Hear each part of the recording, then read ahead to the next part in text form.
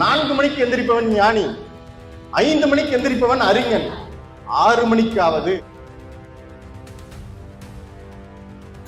நம்மளுக்கு பெரிய பிரச்சனையே காலையில் எந்திரிக்கிறதா. காலையில் எந்திரிக்க சொன்னா அவ்வளவுதான், வரும்பா ஆத்திரம்.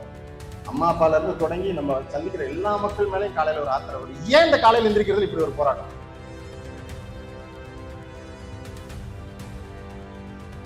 எனக்கான ஓய்வு சரியா கிடைக்கிறது இல்லைன்னு யாருமே யோசிக்கிறது இல்ல.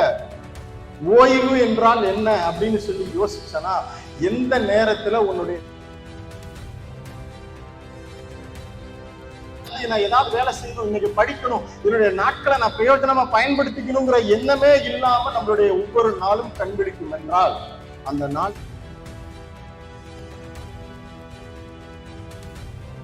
அழகா ஒரு பயிற்சி செய்யுங்க. என்ன தெரியுமா? காலையில போய் குளிக்க போய் எல்லாரும் குளிப்பீங்கன்னு நினைக்கிறேன். ஒரு சின்ன பயிற்சி செய்யுங்க. ஒரு கையளவுக்கு தண்ணி எடுத்துக்கங்க.